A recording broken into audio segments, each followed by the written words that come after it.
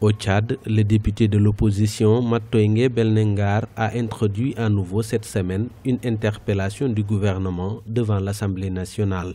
Selon le parlementaire, il est question pour le gouvernement de venir devant la Chambre pour justifier les retombées de ces mesures d'austérité prises en 2016 pour sortir le pays de la crise économique et d'éclairer les Tchadiens sur l'accord signé entre le gouvernement et les consortiums pétroliers.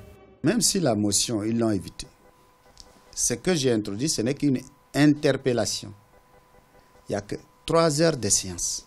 Ça a été écrit dans le règlement intérieur qui permettrait au Premier ministre de nous faire le bilan en termes d'économie, des mesures, de 16 mesures.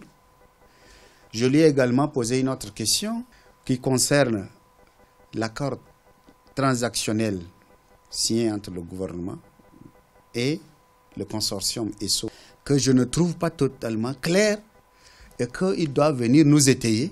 Qu'est-ce qui ne va pas? Selon certains parlementaires qui souhaitent garder l'anonymat, près d'une semaine après l'introduction de l'interpellation, la présidence de l'Assemblée nationale ne l'a toujours pas transmise au gouvernement. Par ailleurs, les autorités estiment que les retombées des mesures d'austérité prises par le gouvernement en 2016 sont à la hauteur des attentes. Les retombées de ces mesures, il faut les penser en termes bien sûr immédiats pour les mesures qu'on a prises, mais elles sont vraiment progressives parce que la crise vient d'un processus qui est très long, qui est très profond et qui va nous permettre petit à petit justement d'aller vers le développement et la prospérité.